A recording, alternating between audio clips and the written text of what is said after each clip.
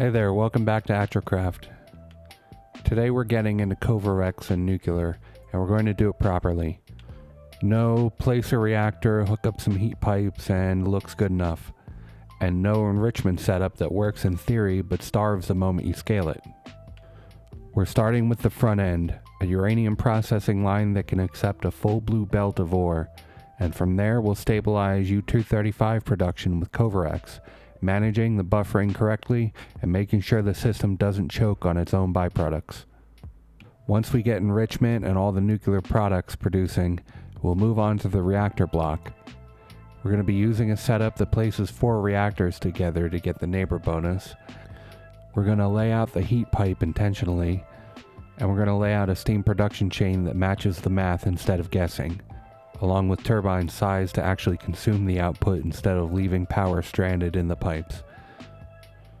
Kovarex is one of those systems that either becomes invisible and reliable, or turns into constant babysitting. Same with nuclear. If the ratios are wrong, you'll feel it immediately. So we're going to build something that can run indefinitely without intervention. So this is going to be another unscripted deep dive style video. So let's go ahead and jump right into the live recording and work through it step by step. Right, hey there everybody. Today we're going to be taking a look at nuclear power and Kovarex enrichment specifically. So this is it's a process of taking the uranium-238, which is not very useful. It's not the part that, you know, the uranium piece that really goes into making the nuclear fuel, and turning that into uranium-235, which is. So this is the first step in the game where, you know, the game really throws you a curveball in your production kind of methods. So the uranium ore, it comes in, and what it does is it gives you a percentage of items out that could either be uranium-238 or 235, and it only gives you a 0.7% chance of uranium-235. Now, let's look at uranium fuel cells. So you need one of them just to make one uranium fuel cell. You need 19 238, right? But one 235, and you know that kind of rate, 0.7, you're going to get less than 1 out of 100. So you would have to find something else to do with all this uranium 238, and still it would not be very efficient running a nuclear plant like that. So what the game does is it allows you to enrich. And what that is allows you to take 40 uranium-235 and turn it into 41 at the cost of 3 uranium-238. But the thing is, you now have to manage all this uranium-235 and 238 on the same line with, you know, very slowly increasing numbers of 235 and slightly faster, but still slowly decreasing values of 238, which can, you know, it can be a little bit confusing to players initially when they're trying to figure this thing out for the first time. So let's go over it now, and hopefully we'll be able to clear up any kind of confusion here for you. So let's, I'm doing this off of an old plan that I put together previously, but the first thing we want to do is process all our uranium ore down. So let's see, 4, 5, 6, 7, 8, 3, 4, 5, 6, 7, 8, 9, 10. Okay, so we need 10 of these in a row. Then what we want to do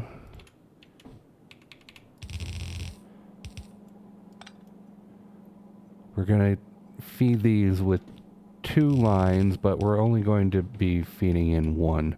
So it's going to be kind of like this. Why split these? Because you really wouldn't have to. Because we need the extra row for what we're going to build over here with the enrichment and whatnot. So it just makes everything line up, you know, much better. We're going to put beacons in here also. So that will make that clean, and you won't have a 1 tile row offset, and then the beacons will be able to line up, and then you can stack these if you really wanted to. So these going to be uranium processing. Come on. There we go. And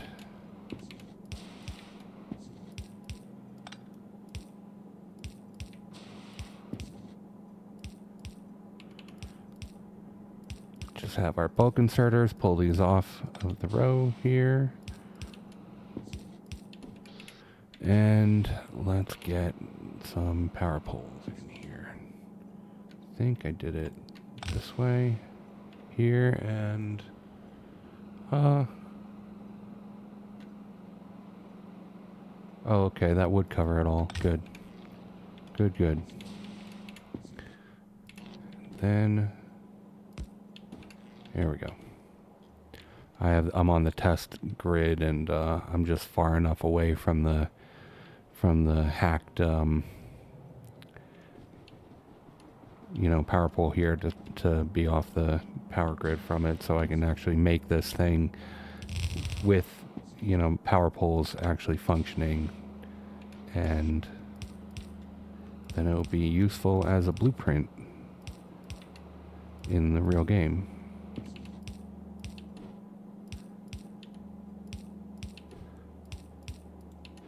Okay. So now,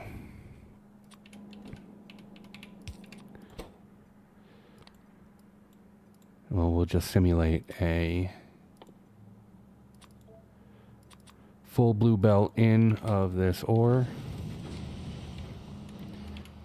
And for right now, let's see. We can just put, you know, out underground belts that can just eat up the input here. So this, yeah, it does back up. Okay. So I designed this around using 2 you know, stage 2 or tier 2 speed modules in here.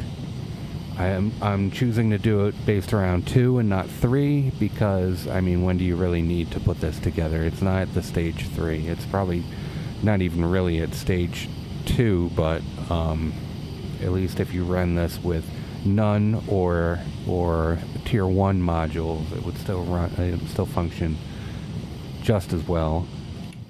But to really get this thing, where are my beacons? Where are my beacons? There we go.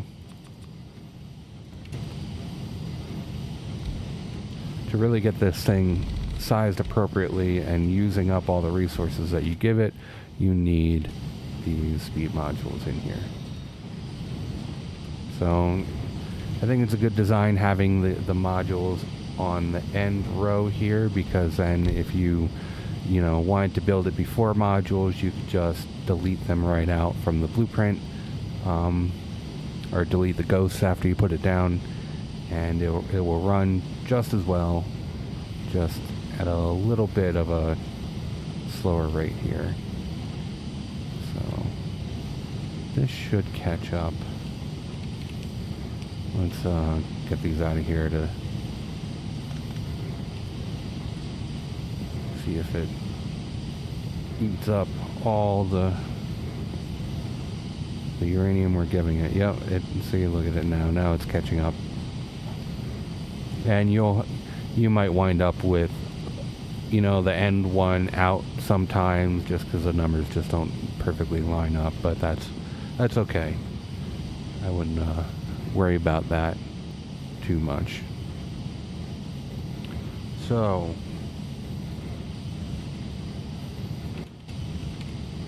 we're going to have a loop coming back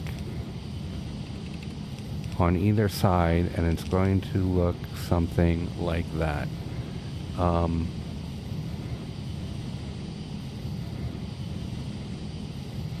I'm going to try it. I'm going to try it in a way that I've never tried it before. Usually I put storage here, but I think it may not be necessary. Let me think about this now. If let's put this out a little bit further so we can see it here. What we're going to wind up doing is we're going to put the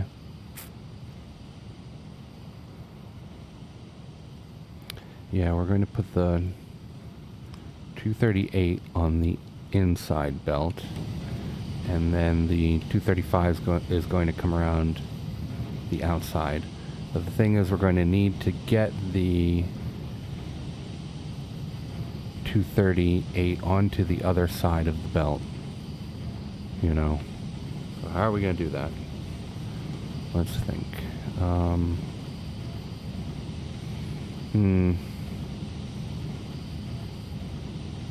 I would really just like to dump it, but then that may mean I really don't want to delete one of the beacons. How can I do this?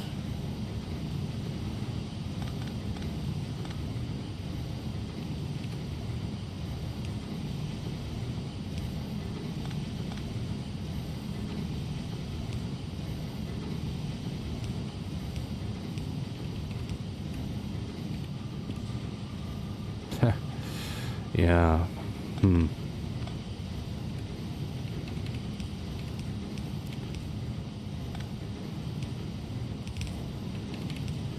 That would do it.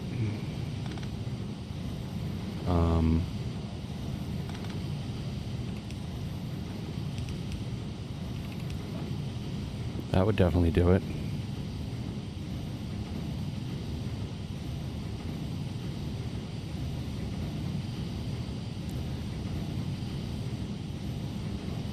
I just don't like how much space it takes up, right? But for right now, it's good enough.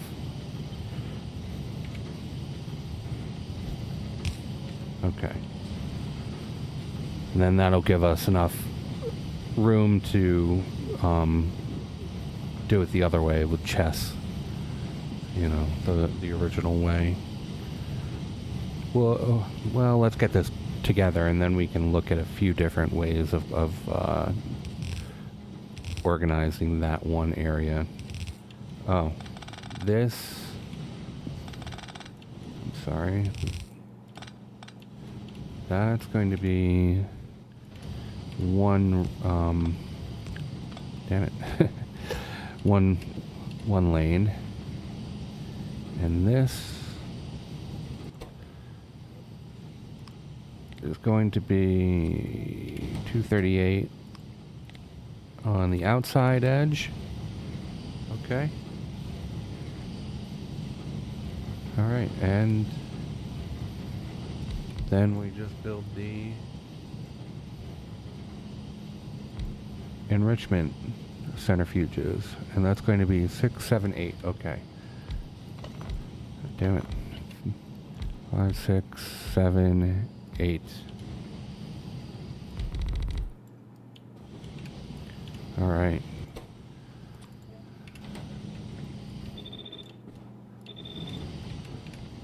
Put the Kovarex recipe right in there, and get these flowing down to the other side here.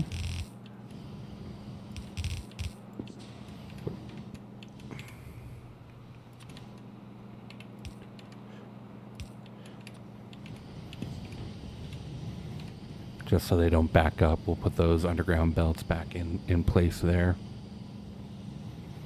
And we want to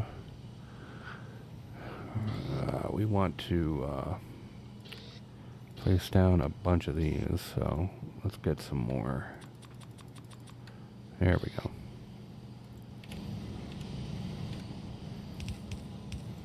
I'm going to put 4 in front of each row.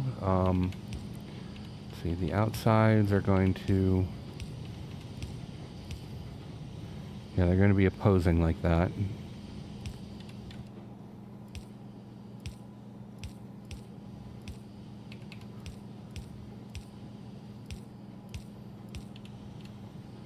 Okay, and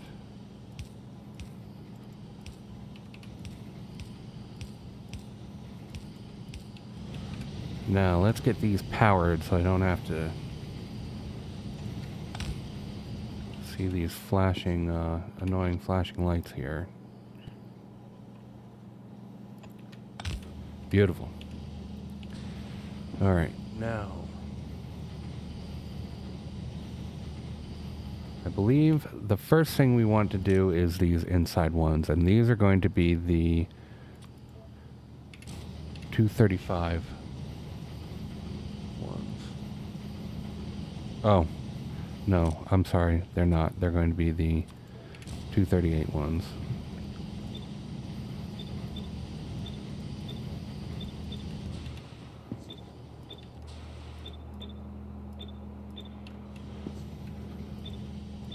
Okay, we get all those assigned. Damn it. Never mind. Again. They are not the 238. They are indeed the 235. Okay. Now the outside ones are going to be 238. So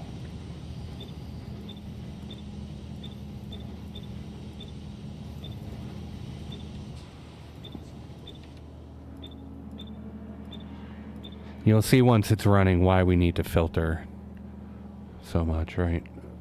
So, and what we're going to do is we're going to take the whole row and copy it down. Same on the other side. So they're going to just be the 235 is going to be flowing through this way towards the center, and the 238 is going to be going in the other direction, the other way.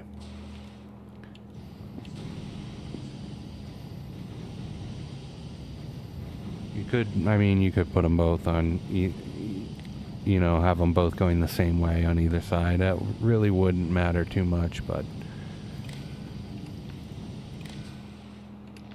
it is the way it was in my print, so.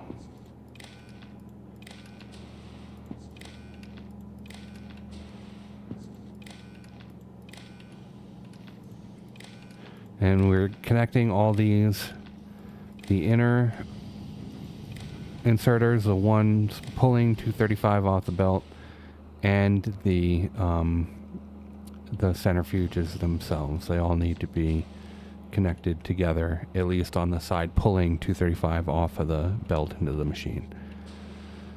And what we want this to do is read contents and then enable if 235 is less than 40. What that will do is it'll prevent the machine from pulling more 235 than it needs into the machine, and robbing 235 from other machines that could otherwise be using it. And that's going to help a lot in cutting down your startup time for the whole machine. Otherwise, the machines would just pull in double the 235 that they actually need. They'd cut off at 80, and it's going to take twice as long to start up the whole process. So that's why that is. Okay. So now that we have that in place, now we want to get all our production machines in. So we're going to need 2 of these. I believe 2 more centrifuges. 2. And 3 more of these. And these we're going to program to be, the first one and the most important is uranium fuel. Then, where is it? There it is. Uranium bullet rounds. Then the spent casing reprocessor. Then nuclear fuel. And finally, atomic bombs. And the 2 kinds of cannon shells. I believe that's everything.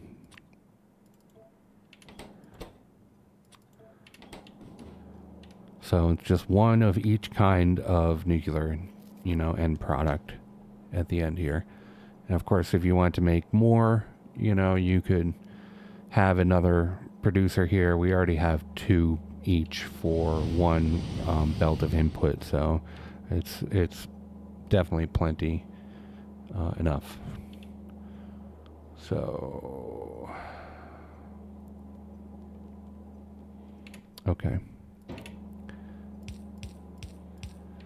On the inside row, we'll put all the supplying chests.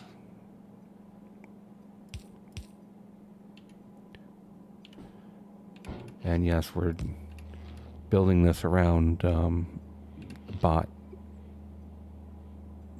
supply and replenishment for these kind of fringe items here.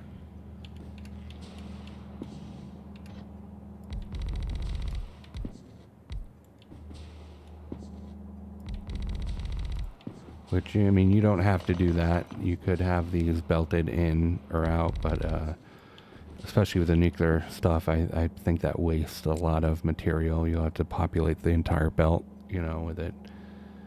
And by this point, I'm pretty sure you have bots. Right? I don't think you get nuclear until bots. Or I think you probably could maybe, but it's definitely not easy or straightforward or the thing that's normally done. So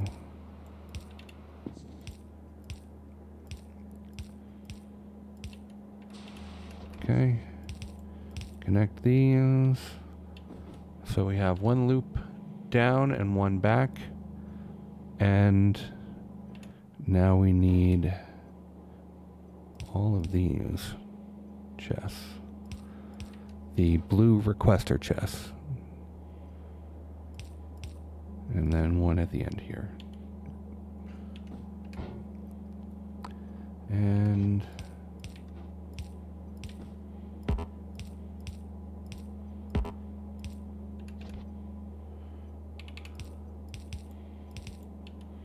okay.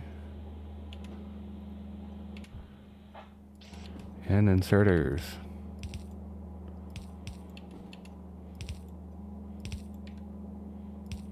No.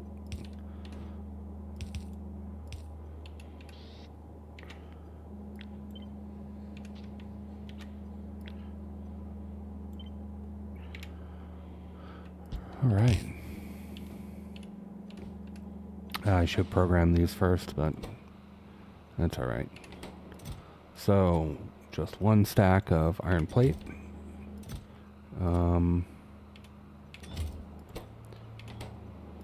1 stack of, where is it? Piercing rounds. The depleted fuel coming back from the nuclear plant, which is here. This is rocket fuel. This one's processing units and explosives. There's your explosives, and Here's your processing units. Cannon shells. Come on.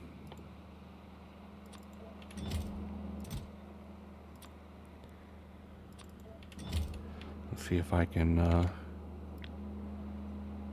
get these programmed without needing to do it manually. Did I? Oh, it did. Nice. Okay, good. Good. All right. Now, at the end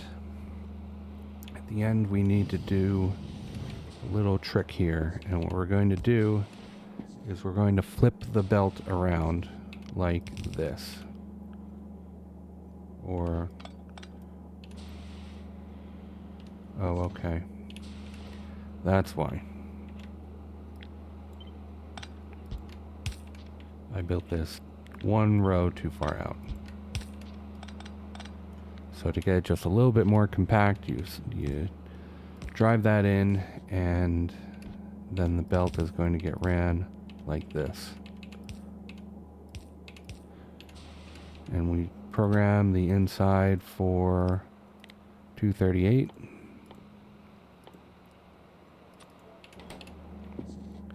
And what that's going to do is that's going to flip the belt right around. Okay. Hot damn. Are we ready to roll here? Almost. We need to get the... there it is. Need to get all these modules in.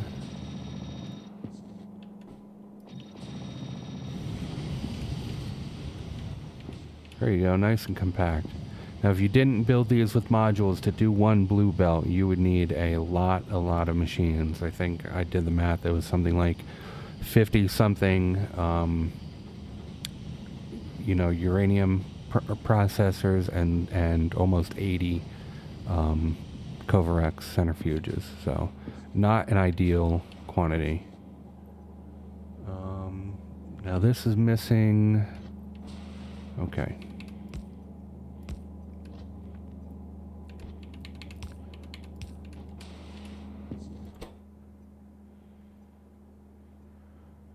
I think this just filters out because there are a couple scenarios where the wrong item can wind up on the wrong side here with this row. So this is just another filter to line the rows up, right? So I think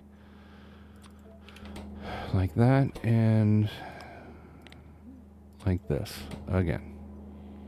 Okay. Now are we ready to go? We make one last check here. Oh, I know what we need to do. We need to get a bot in here.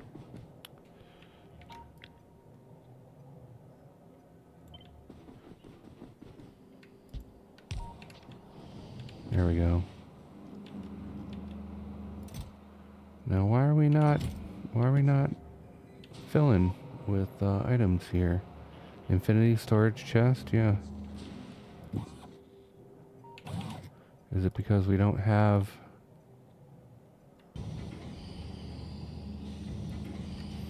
there we go. Okay.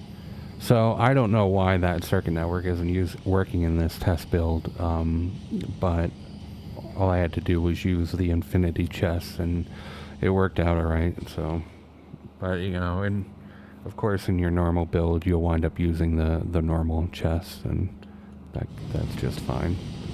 So to get this started, all we need to do, I believe, is that. Get this connected right back up. Ooh, get these connected so that they're flowing through. Oh, okay. So that is where it switches back. Fair enough.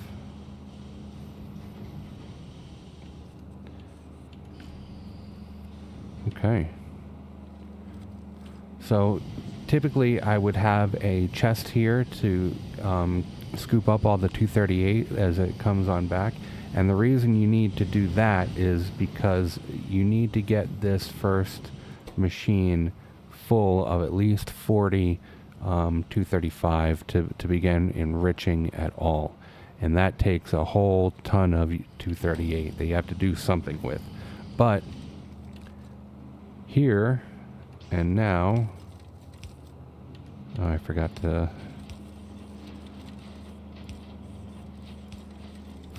add the additional inserters to pull off of the line for all these, except this one, which doesn't need it. Yes.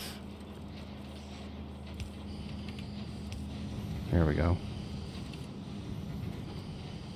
So now, because we have these machines taking up all the additional 238 here, we don't have to worry about the surplus not getting back around. You may have to worry about, you know, like you want to start enriching and you need some 238 and this section is just eating up all of it. But I mean, if that's the case, then you can always come in here temporarily and just, you know, tighten up the fill of the chest just to get it started, right? So to speed this process up, let's get rid of some of this extra stuff I have in here for right now and give us some more room so that we can get some additional 235 just to get us started here. So of course in your playthrough you would have to wait until these filled, but I don't want to wait, so let's just fill it right up and now we can see what it's going to look like running normally.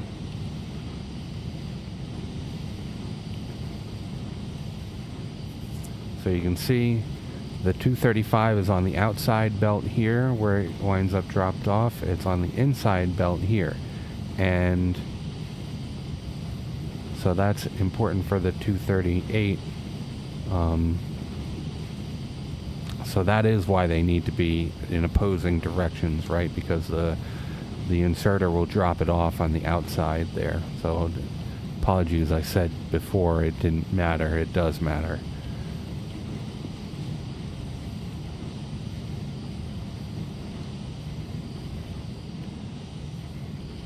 So you can see these machines, every time it uses up one row, it's going to dump out 41 and you wind up with one extra. And once all these machines are satisfied, then you'll wind up dumping 235 out into the producer machines and they'll start producing. And that's how you prevent stealing all your 235 before you're really ready to start enriching.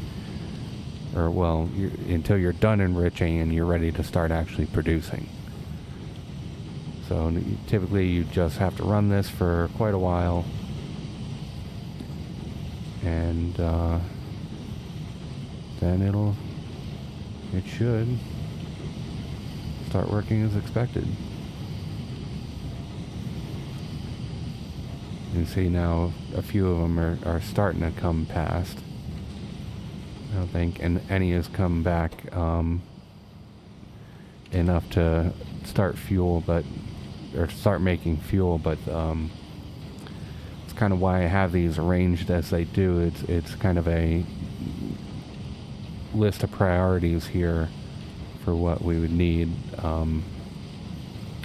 The fuel cells first because they power, nuclear plants, obviously, but then the uranium rounds, because this is the machine that's going to be sucking up the additional 238 when you're first starting up. The fuel reprocessor, this actually doesn't really matter where in the line it goes, but you know, I just put it here because I don't know. It is kind of, front of mind in this whole process, because you do need to do something with these spent canisters as they come back from the nuclear plants, for sure. Then nuclear fuel. You definitely want to get these in your trains to get the speed bonus. And, trains, your cars in the game. I think the Spidertrons take them too, maybe? I don't remember. But anything that uses fuel, even the, like the steam plant, you can put these into steam boilers and they'll run for, long periods of time. It's not, you're essentially doing the same thing as a nuclear plant at that point, and you can get much better power ratio out of, the nuclear plant, but you can do it, so, they are great to have. Then, nuclear bombs, definitely critical for clearing biter nests out. It gets rid of the chore aspect of that very quickly. And then, finally, the cannon rounds.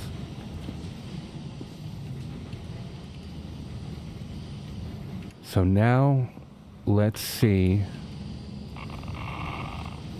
Let's fill up this whole row. And I want to show you what happens when it backs up, because that's very important. I want to show you that this system doesn't really care if it's backed up, because it will just stop, halt production, and resume automatically.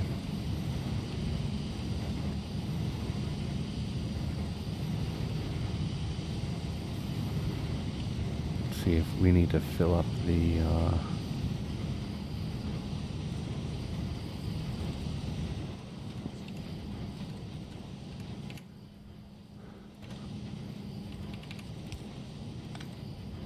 let's do this just to get this full for right now.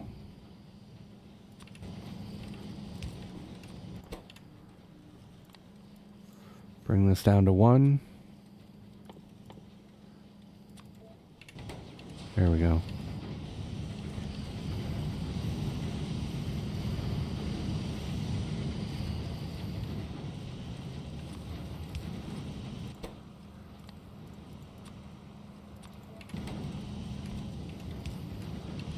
There we go. Now we're going to fill up real quick. Let's bring the stack size down now.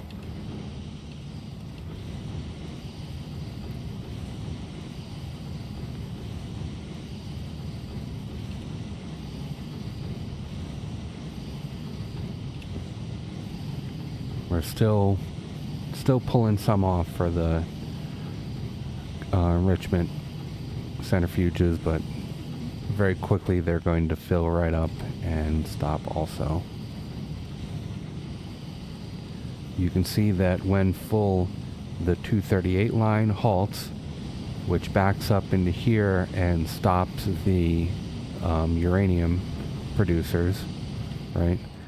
But the 235 line keeps rolling right around. And that's, that's important to help it start right back up when things do finally clear. Because if it's rolling, then these machines that are stuck here and trying to dump off the resources they're going to be able to get around and find that empty spot on the line when it does actually open up. So.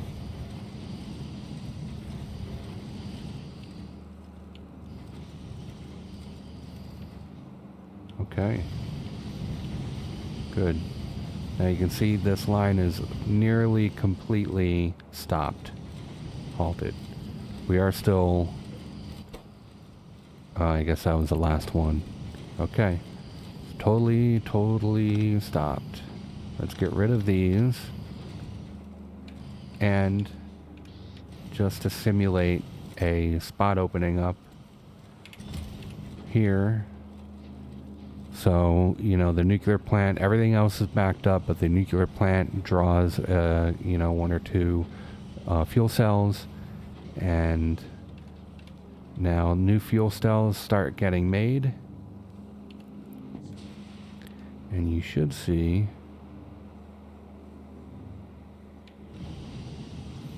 why is this halted?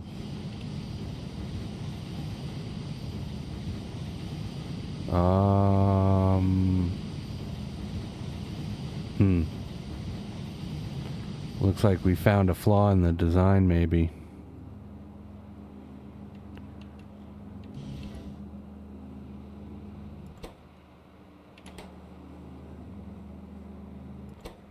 So now,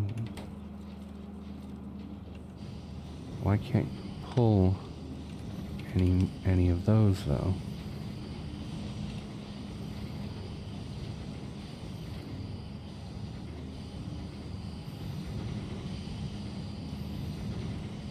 Okay. Yeah, never mind. Crisis averted.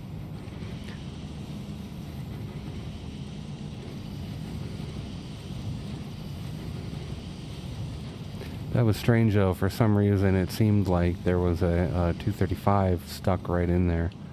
I guess if they come in from the plant.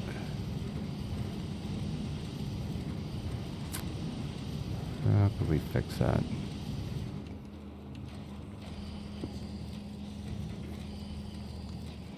Well, I'll show you in a second how I would do it with chess, and then that shouldn't be an issue in that case.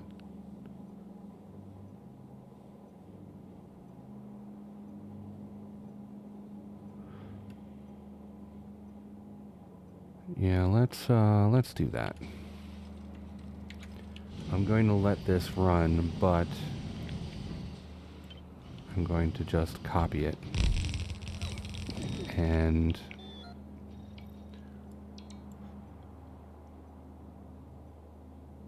yeah. So now I'm between this belt and the last centrifuge, I need 5. I have 3, so I need 2 more. So, come on. Huh. There we go.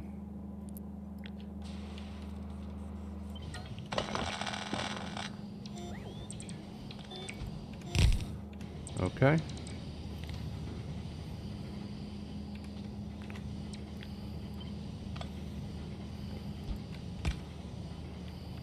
And we'll get rid of this. So now, normally what I do, because I'm using a mod, is I use these storehouses, which are really great, you know. 1, 2, 3. Oh, damn, I was wrong. I was 1 short. Okay. Quick fix, though. So these go down, this comes right across, and I have 3 going in and 1 coming out. And that helps not to overwhelm the system by dumping too much 38 back into the system at once. There we go. Now this.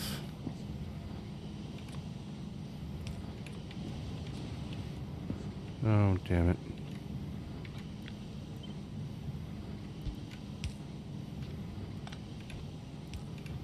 Come on now.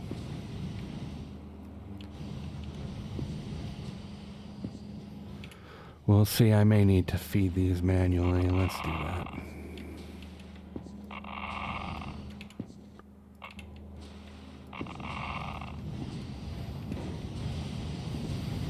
Okay, now we got some 238 coming through. And it's going to get eaten up by the machines here, but that's okay.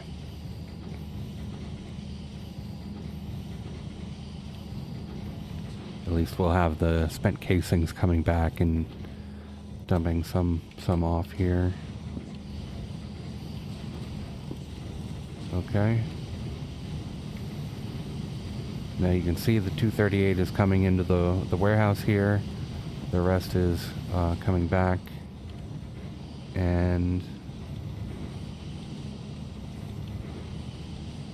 see, am I sorting on the other side now? Oh, I could be, couldn't I? So to absolutely prevent that error we had before, we could do this. Output priority right and uranium 235. There, just like that. So that will absolutely prevent that edge case of 235 getting clogged under the inserter here for the fuel cells. So that's a good idea. It's actually something I should put in here also. Nice. Okay. So now, you may say, but come on, what the hell? I don't have this mod here, the AAI containers and warehouses mod. I want to do this in a vanilla playthrough and still use this style with chests. So that's fine. We can do that too.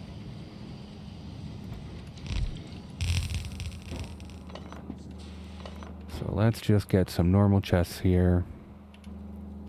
Where are they? Give me some normal chests. There we go. So to do that, I imagine it'll be something like this maybe? Or no. No.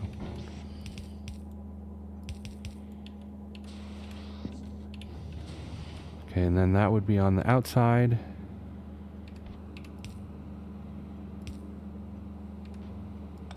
Oh, come on.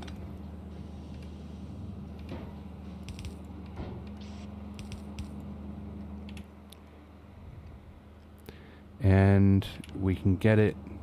So since the belt inserters will place on the outside, then we can bring these down, and when they merge back in, they'll still be on the outside, the bottom side there, or the top side up here.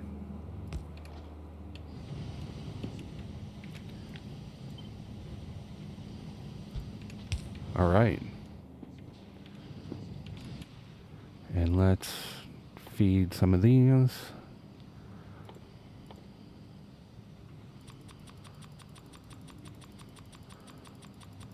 Come on now. Sweet.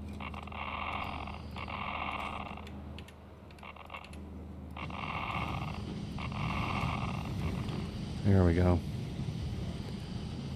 So now those are full and it'll start working as normal. What is this? Oh, I put that in there manually by mistake, so that's why that was there.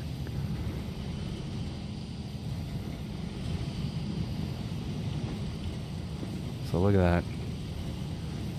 Every item is now on the correct side at every stage in the process. We're still using the belts here, or the chests. Could actually probably tighten this up one more and then, you know, lose one row on the end there if you really wanted to, but anyway, there's 3 different ways of doing this. But we can take it a step further because we need to power it, right? So let's build a nuclear plant because that can get a little bit confusing also. Now, nuclear gets a big neighbor bonus. So when you put these things next to each other, like so,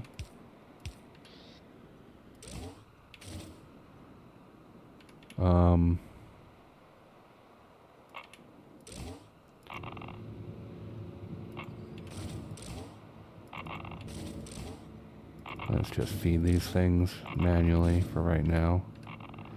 You'll see there on the right hand side 120 megawatts because it gets a 200% neighbor bonus.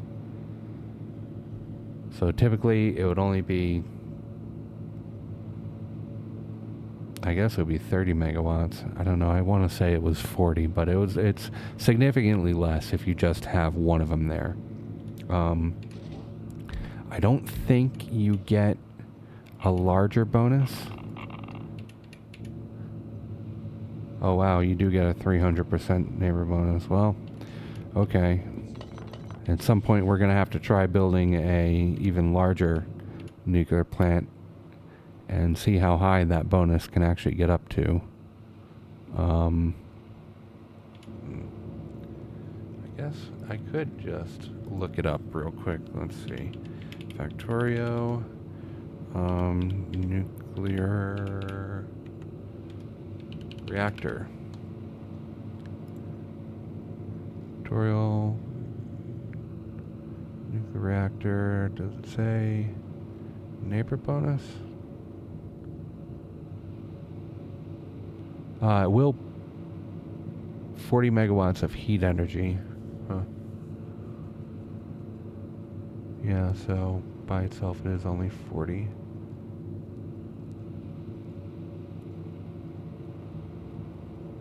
Neighbor bonus. Oh wow.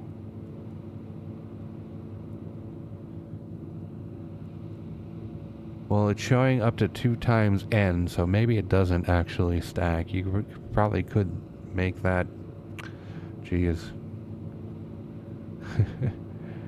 as high as you wanted.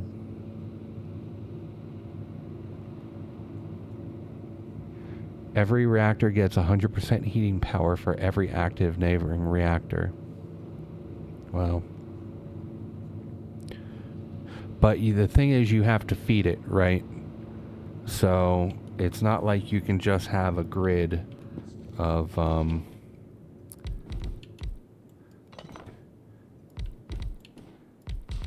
yeah.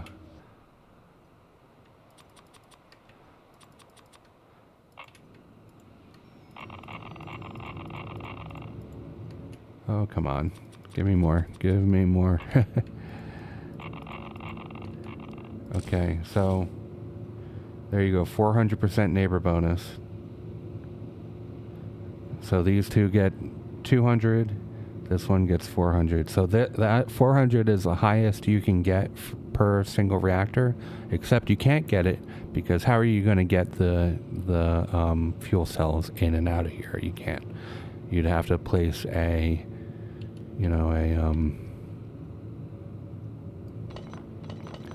cell in there somewhere, or an inserter and a chest, or inserter and a belt. Let's see, what if you did something crazy here.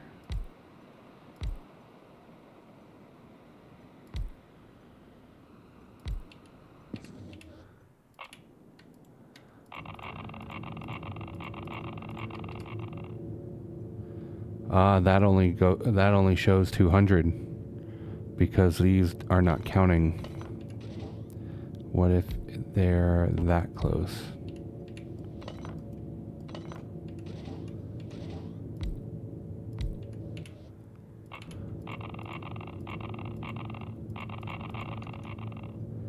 $200 again. So they need to be right next to each other to get the neighbor bonus. So for right now, this is probably the best we're gonna do. You could do 2x6 or 2x8, but then you're just getting, extra, 200% reactors and maybe 300% reactors, but not any more than that.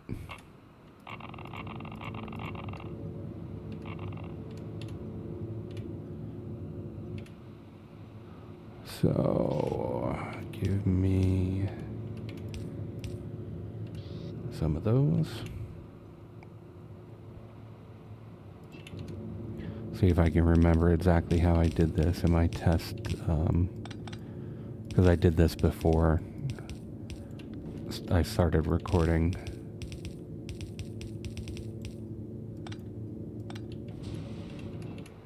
And I think I wanted 2 at the end here, and then like this, just to make sure that I had it powered. And then let's tie it into the rest of everything just to get it started up. Let's again, we have to use the infinity because something's up with, damn it, something's up with the run today, so, or something's up with my test game. And the bots are not moving things like I want them to. Okay, so each of these is 120. We're going to do 2 wings off the side, so we're going to count only 2 of them at a time. So that's 240, right? You see I'm looking over on the right hand side here, and we're seeing the 120 megawatts there with the 200% neighbor bonus times 2 for 240. Now let's place down a heat exchanger. Heat exchanger is going to take, where is it? Output 10 a second? Oh, 10 megawatts a second. Okay. So that means 24 we need. So I think I'm going to have to get a few extra.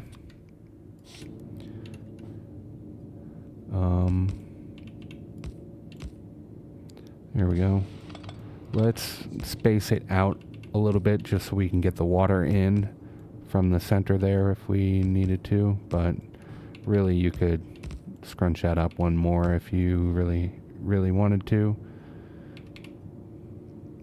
Okay. What do we say? 24, so that's going to be 6. Beautiful. Let's get the heat pipe in there.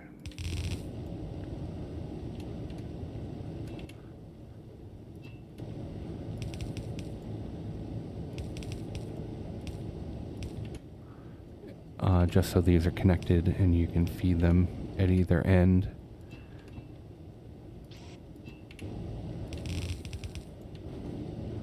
All right. Now there's our steam. Let's get, no, not that. Let's get,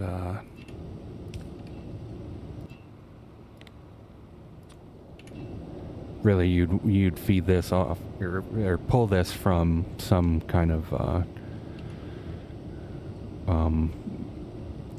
what are they called? The offshore water pumps, or wherever they are, to pull from a lake. So now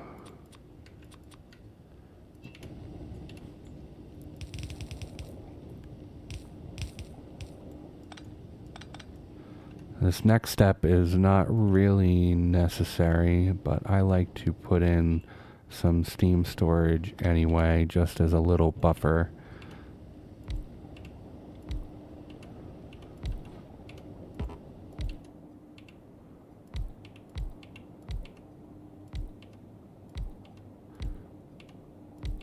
Give you a little bit more time if you wind up running out of production for whatever reason. There, you'll be able to at least run as long as it takes for these storage tanks to empty. Now, how many steam turbines do we need? Let's see. Output, generate steam output 103 a second per machine. So 24 times 103. 2472. And the steam turbine draws 60 a second. 2472 divided by 60, 41.2. So what we're going to do is we're going to make 4 rows of 10.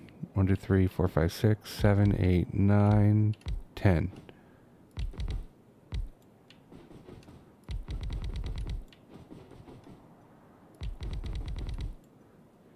And it's 41.2, so 41, and then you'd be left over with the 0.2, but might as well throw it in there.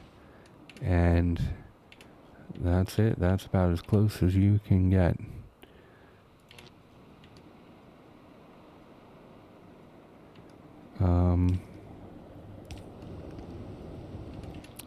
One thing we definitely want to do is run these lines back, and then I like this to be nice and symmetrical there. So that's in the wrong spot, isn't it? So now that I have that there, I can see where I need to have these to get them spaced properly. And of course, we need lights. Let's put in some lights.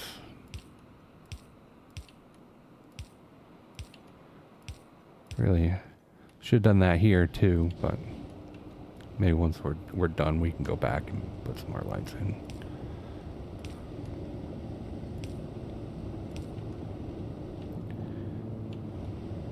Okay.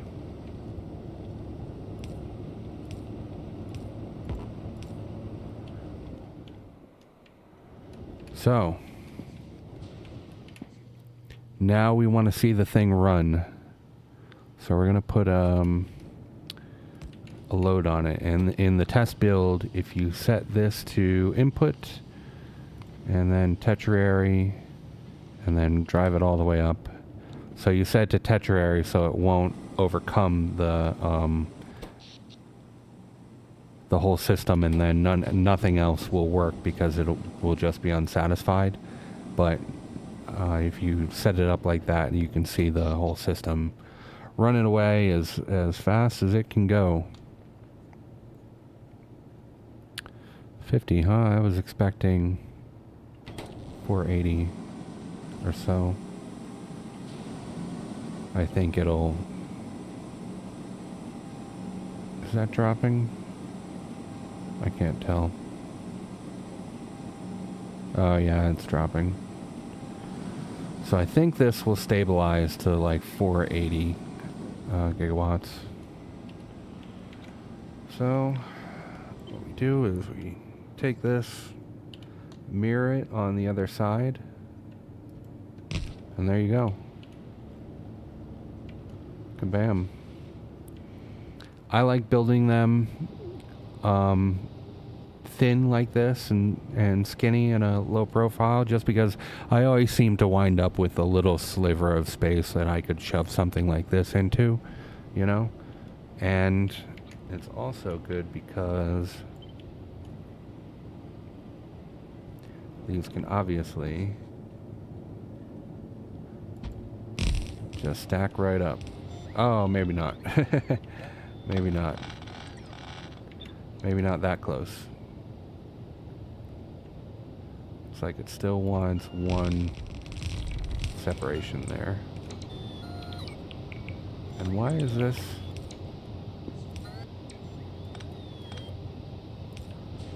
Huh, I thought I built these in the center of the tank here. I can get pedantic about things like that, I guess. I don't know. And then if you wanted to, you could just connect these here, you know, and just paint it right in. And then the whole system works in unison. Oh. Damn, you know what? We do need that extra space. I'll show you why. Because we didn't feed the outside heat exchangers. You dummy. Oh well.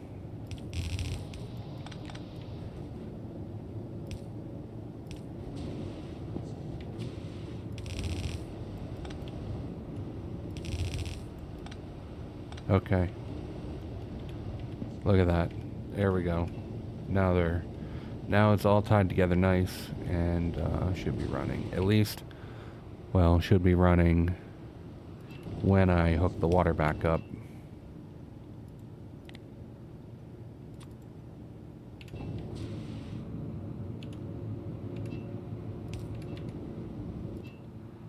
And just like that.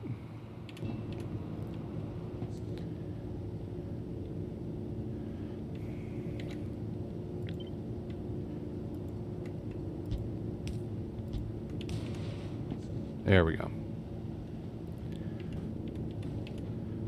I guess, well, you could connect these between, you know, like remove this light and then connect them down, and I don't know how much would be too much water. These, well, let's figure it out real quick and figure out how many of these we can put together on one line. Consumption of water is 10.3 a second. I think where's the outdoor pump or well pump or whatever the hell they call it.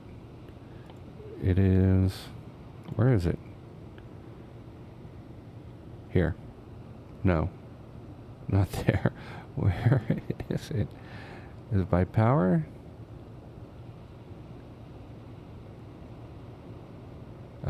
Here we go. Offshore pump.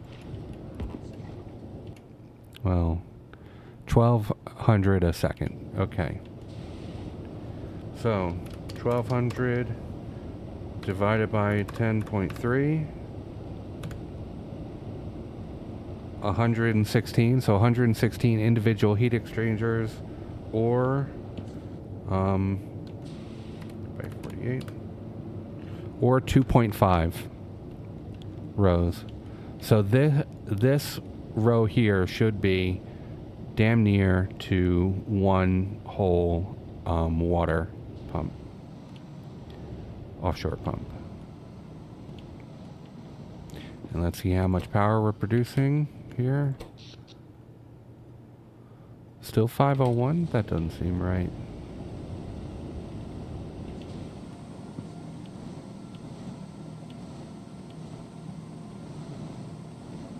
They're all, yeah, we are all connected.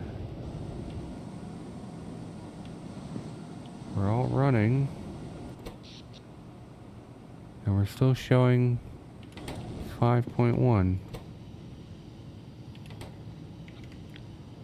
Can we put another load on here?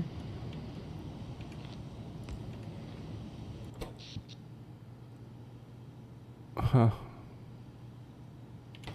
That doesn't seem right, does it? 5.8. So let's do 5.8 times 42 times 4. You should be making 974. That is what, I mean, that should be what we're producing right now. It should be on the graph. I don't see it though.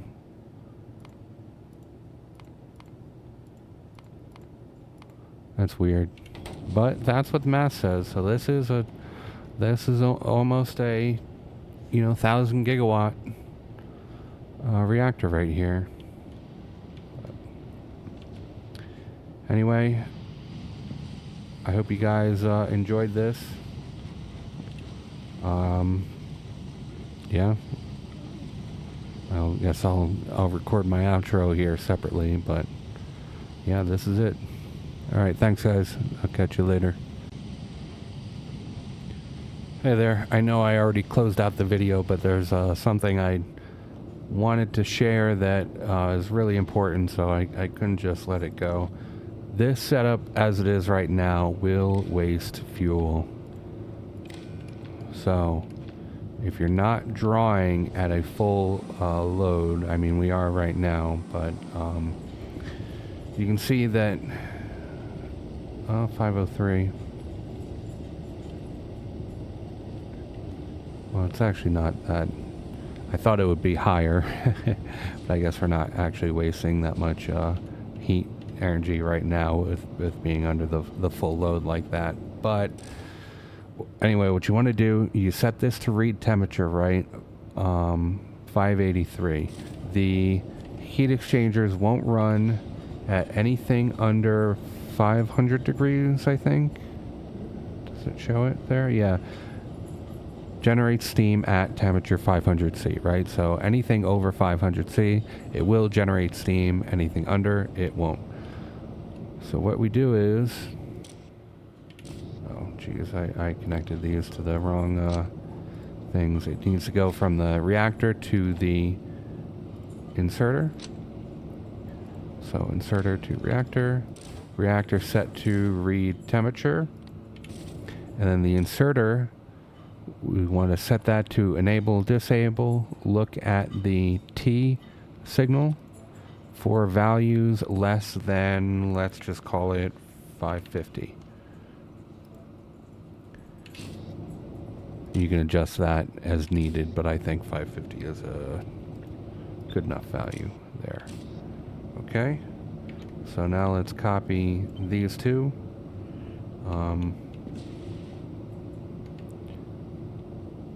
Set those here, and there, and there.